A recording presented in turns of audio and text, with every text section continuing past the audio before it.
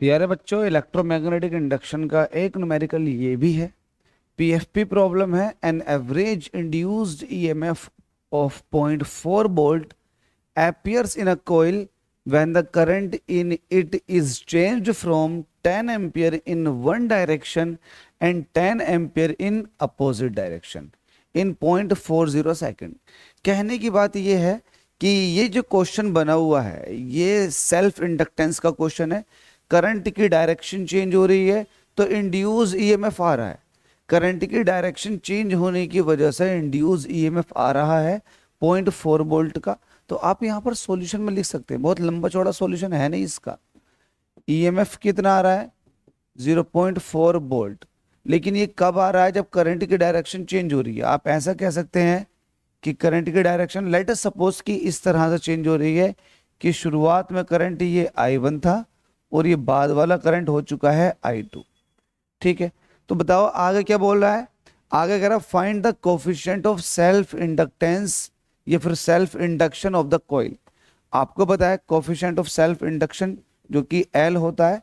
ठीक है, आप यहां पर इसको फाइंड आउट करेंगे, लेकिन L का फॉर्मूला लिख देता हूं डायरेक्ट। क्या होता है? Induce EMF. Induce EMF is equal to minus के L D I upon D T. अगर आप करंट में चेंज लेकर आ रहे हो तो एक इंड्यूस ईएमएफ आ जाएगा। ऐसा हुआ है। ईएमएफ की वैल्यू आपको दे रखी है 0.4। इसको भी अभी थोड़ा बाद में लगाना, पहले इसको अभी लिख लो। इंड्यूस ईएमएफ, इंड्यूस ईएमएफ ये माइनस के L। अगर D I upon D T को ओपन करूंगा तो ये हो जाएगा I2 माइनस के I1, I2 माइनस के I1 अपॉन T2 माइनस के T1, ये हो जाएगा। ठीक है, अब यहां पर आपसे कह रहा है कि करंट जो है वो 10 एम्पियर पॉजिटिव डायरेक्शन में है और 10 एम्पियर का निगेटिव डायरेक्शन में है। करंट की वैल्यू भी ऑल्टरनेट हो रही है, तो इसका मतलब बाद वाला करंट भी अपोजिट डायरेक्शन में होगा।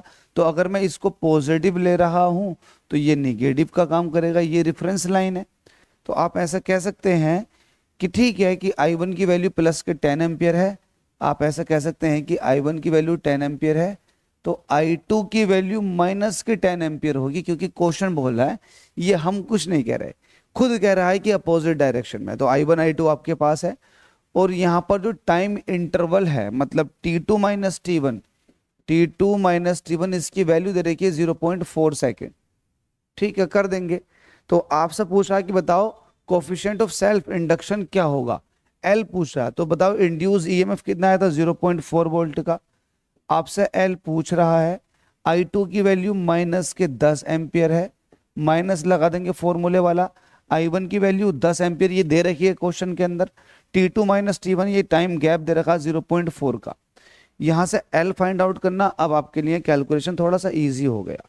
सॉल्व कर लेते हैं। 0.4 इज इक्वल टू माइनस के L, माइनस के 10 माइनस के 10 माइनस का 20 हो जाएगा। नीचे 0.4 चल ही रहा है। ठीक है, माइनस माइनस प्लस हो जाएगा क्योंकि मल्टीप्लाई में है ये। इसको मैं यहां सॉल्व कर देता हूं रिमेनिंग पार्ट। मुझे L चाहिए तो L यहीं रोकूंगा।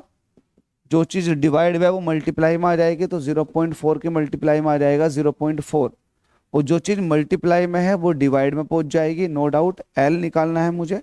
तो L निकालने के लिए एक काम कीजिएगा, पॉइंट हटा देंगे, एक जीरो बढ़ जाएगा क्योंकि पॉइंट के बाद एक डिजिट है। सिमिलरली यहाँ भी पॉइंट के बाद एक डिजिट, अगर पॉइंट हटाएंगे तो एक जीरो यहाँ भी बढ़ जाएगा। ऊपर 4 की 4 से मल्टीप्लाई कर देंगे, आ जाएगा 16। नीचे 2 है और 1000 को आप अलग लिख दो। 2 से काटेंगे, 2 से 8 बार चला जाएगा तो ऊपर 8 आ जाएगा। नीचे 1000 ऊपर जाने के बाद माइनस का 1000 की फॉर्म में चले जाएगा, मतलब पावर माइनस में चली जाएगी। 8 इंटू 10 की पावर माइनस के 3 की फॉर्म में। L इज इक्वल टू 8, 10 की पावर माइनस 3 को बोलते हैं मिली और यूनिट इसका होता है हेनरी। तो जो कोफिशिएंट ऑफ सेल्फ इंडक्शन है वो आ जाएगा 8 मिली हेनरी। इंपॉर्टेंट रहेंगे। इस बार आपको पता है सिलेबस के अंदर क्या क्या है, आपको अच्छे से पता है। Coefficient of self inductance and mutual inductance, दो तो ये चीजें दे रखी हैं। और इंपॉर्टेंट पार्ट ये है इसके अंदर कि आपको फेराडेज लॉ भी पढ़ने हैं। फेराडेज लॉ भी आपको पढ़ने हैं और इसके न्यूमेरिकल करने हैं। तो सिलेबस में बस यही है और इसी में से ही थ्योरी आएगी और इसी में से ही न्यूमेरिकल बनने वाला है आपका बोर्ड एग्जाम में। तो सीबीएसई वालों अच्छे से प्रैक्टिस करो, पूरी प्लेलिस्ट बना रखी है, प्लीज आप जा करके सारे क्वेश्चन लगाएं। कोफिशिएंट ऑफ सेल्फ इंडक्शन के, कोफिशिएंट ऑफ म्यूचुअल इंडक्टेंस के, आपको साथ में फेराडेज लॉ के ऊपर जो क्वेश्चन करा रखे हैं सारे लगा देने। डेफिनेटली आपकी प्रिपरेशन बहुत अच्छी हो जाएगी। इस न्यूमेरिकल को समझ लीजिएगा, ये सीबीएसई सैंपल पेपर के अंदर क्वेश्चन दे रखा था। होप सो समझ आ गया होगा, इतना टफ नहीं है, इजी वे में समझा दिया गया है। अगले क्वेश्चन में मुलाकात करते हैं। Thank you.